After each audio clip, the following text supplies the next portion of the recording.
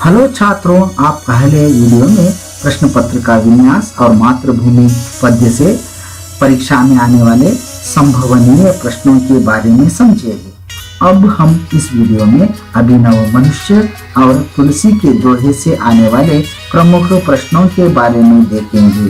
ये वीडियो अंत तक देखें।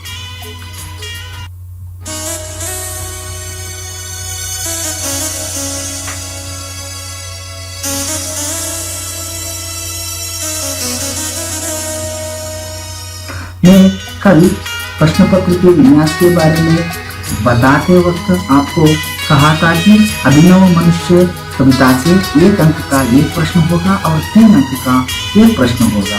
तो 1 अंक के प्रमुख प्रश्नों में से कौन से ऐसे प्रश्न हैं देखेंगे।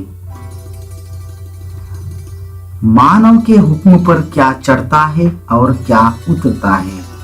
मानव के हुक्म पर पवन का ताप चढ़ता है और उतरता है। दूसरा प्रश्न है, परमाणु किसे देखकर कांपते हैं। परमाणु करों को देखकर, मानव के करों को देखकर कांपते हैं। तीसरा प्रश्न है, नर किन किन को एक समान लांघ सकता है। इसका उत्तर है, नर नदी, सिंधु और पर्वत को एक समान लांघ सकता है।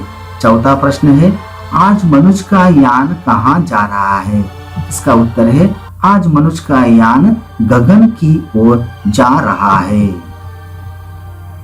3 अंक के प्रश्नों में पहला प्रश्न है, अति प्रमुख प्रश्नों में से ये प्रश्न भी एक है, दिनकर जी के अनुसार मानव का सही परिचय क्या है।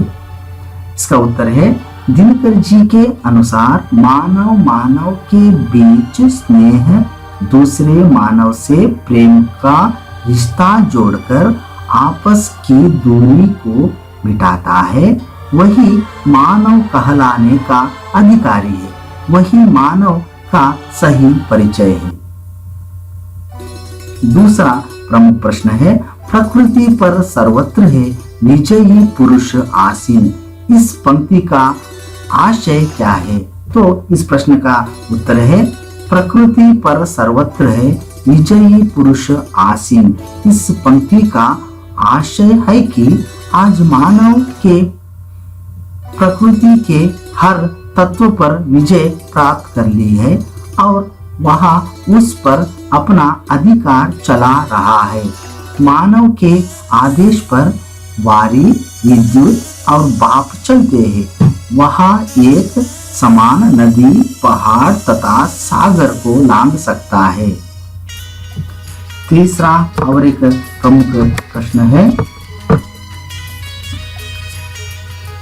मानव की भौतिक साधना का वर्णन कीजिए। कवि रामधारी सिंह दिनकर जी के अनुसार आधुनिक मनुष्य ने असीमित भौतिक प्रगति को प्राप्त कर लिया है। कवि कहते हैं कि मनुष्य ने प्रकृति के सभी तत्वों पर विजय प्राप्त कर ली है। मानव के आदेश पर वायु, विद्युत और बाप चलते हैं। वह एक समान नदी, पहाड़ तथा सागर को लांघ सकता है। आज मनुष्य का यान गगन की ओर जा रहा है। मनुष्य की ऐसी प्रगति से परमाणु तक कांप रहे है। यही उसकी साधना है। ये प्रश्न थे अभिनव मनुष्य कविता से। अब देखेंगे तुलसी के दोहे। तुलसी के दोहे से आपको ये प्रश्न भावार्थ लिखने के लिए पूछा जाएगा। उसमें प्रमुख भावार्थ के बारे में मैं बताना चाहता हूं। उसमें पहला भावार्थ है, मुखिया मुख सो चाहिए खान पान को एक, पाले पोसई सकल अंग तुलसी सहित विवेक। इस दोहे का भावार्थ है, प्रस्तुत दोहे में तुलसीदास जी कहते हैं कि मुखिया मुख के समान होना चाहिए। मुंह खाने पीने का काम अकेला करता है, लेकिन वह खाता पीता है। उसे शरीर का सारे अंगों का पालन पोषण होता है।